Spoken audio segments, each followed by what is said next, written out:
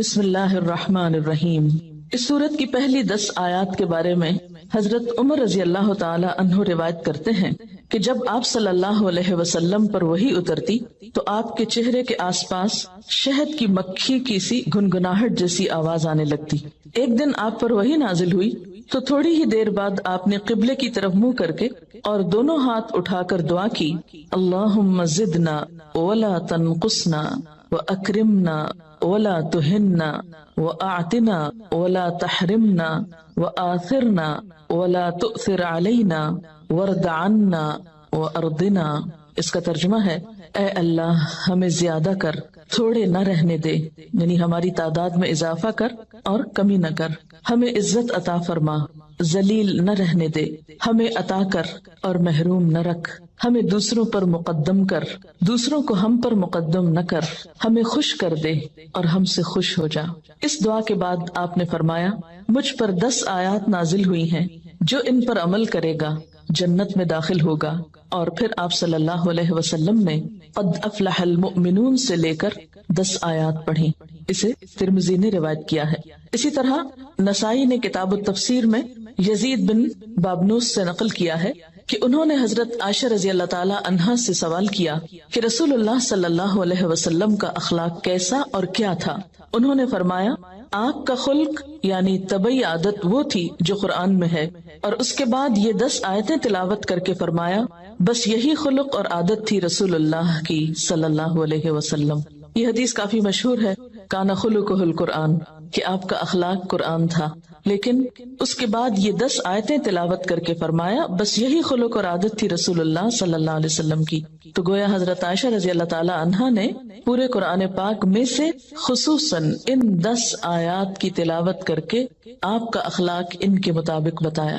انہی آیات کی روشنی میں مجھے اور آپ کو بھی اپنے اخلاق کا جائزہ لینا ہے، اپنے آپ کو پرکھنا ہے کہ کیا ہمارے اندر یہ صفات اور یہ عادات پائی جاتی ہیں۔ کیوں؟ اس لیے کہ قد افلح المؤمنون الذین هم فی صلاتهم خاشعون، یقیناً فلاح پا گئے وہ مومن، اور پھر آگے ان صفات کا ذکر ہے کہ جن کے اندر یہ صفات ہیں وہ فلاح پا گئے۔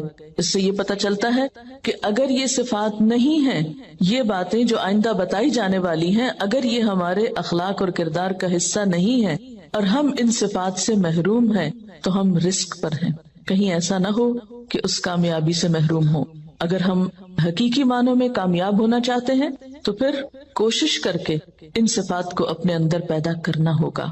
تو آئیے دیکھتے ہیں کہ اللہ تعالیٰ کیا فرما رہے ہیں۔ قد افلح المؤمنون، یقیناً فلاح پا گئے مومن۔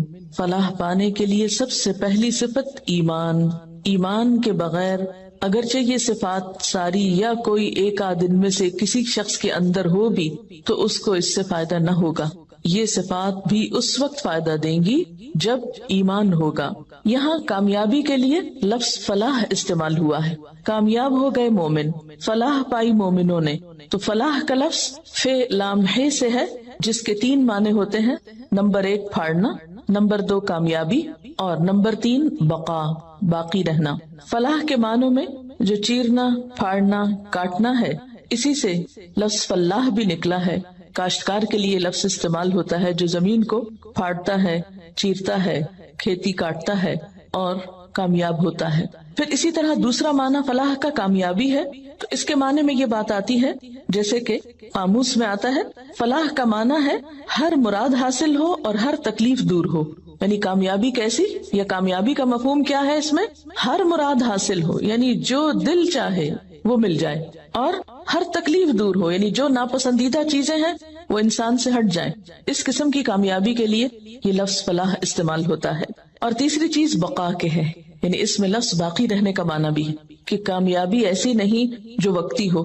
مثلا کوئی ایک دن یا ایک گھنٹہ یا ایک لمحہ آپ کا ایسا گزرا کہ جو آپ چاہتے تھے وہ آپ نے کر لیا، اور جو آپ ناپسند کرتے تھے وہ آپ سے دور ہو گیا، اور اگلے ہی لمحے وہ سب مصیبتیں پھر لوٹ آئیں جن کو آپ اپنے سے ہٹانا چاہتے تھے۔ اس فلاح کی طرف یہاں اشارہ ہے جو ہمیشہ کی ہے، جزوی یا وقتی کامیابی نہیں، ہمیشہ کی کامیابی۔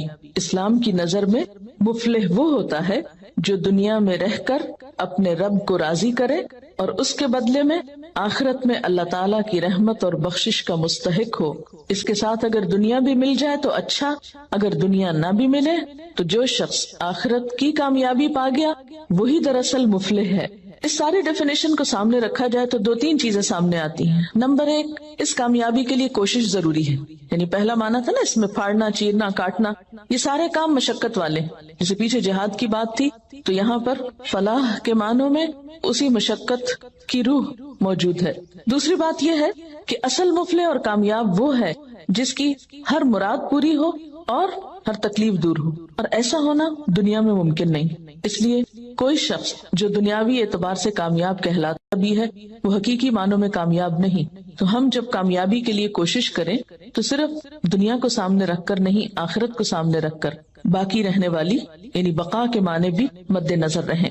تو قد افلح، اب جب لفظ ہم بولے افلح، کامیاب ہو گیا، تو کیا ذہن میں آ رہا ہے؟ محنت کی، مشقت کی، وہ مشقت کام آئی، فائدہ مند رہی، قبول ہو گئی، ایسی خوشی نصیب ہوئی کہ جو چاہا مل گیا اور جو پسند نہیں تھا وہ سب دور ہو گیا، اور پھر ایسی کامیابی جو ہمیشہ ہمیشہ کے لیے۔ قد افلح، بامراد ہو گیا، اپنی منزل کو پا گیا، ہمیشہ کی خوشیوں کو پا گیا۔ کون؟ المؤمنون، جس میں ایمان کی صفت تھی، ایمان والے۔ اور ایمان بھی یہاں صرف زبانی اقرار کا نام نہیں، اسی لیے مؤمنون کی ساتھ جو صفات بتائی جا رہی ہیں وہ کچھ تمناؤں اور آرزوؤں پر مشتمل نہیں یا محض باتوں پر مشتمل نہیں، بلکہ اس میں محنت ہے، مشقت ہے، کوشش ہے۔ تو پہلی صفت جو بتائی گئی وہ کیا ہے؟ الذین هم فی صلاتهم خاشعون، وہ لوگ کامیاب ہیں جو اپنی نمازوں میں خشوع رکھتے ہیں، خشوع اختیار کرتے ہیں۔ خشوع کا لفظ خ شین عین سے ہے جس کا معنی ہے سکون۔ ایسی نماز جس میں سکون ہو، دل کے اندر بھی اور ظاہری حرکات میں بھی، یعنی دل میں اللہ کا خوف ہو، اللہ ہی کی محبت ہو، اللہ کی طرف دھیان ہو، اور دل کے اندر یہ احساسات اتنے گہرے ہوں کہ انسان کے ظاہری رویے میں بھی نظر آ رہے ہوں، اس کے اعضاء پر بھی ان کا اثر ہو۔ پھر خشوع کا معنی کسی کے آگے جھک جانا، دب جانا، عاجزی اور انکساری کا اظہار کرنا بھی کیا گیا ہے۔ تو گویا خشوع کا لفظ آتے ہی دل میں پہلا خیال کیا آنا چاہیے؟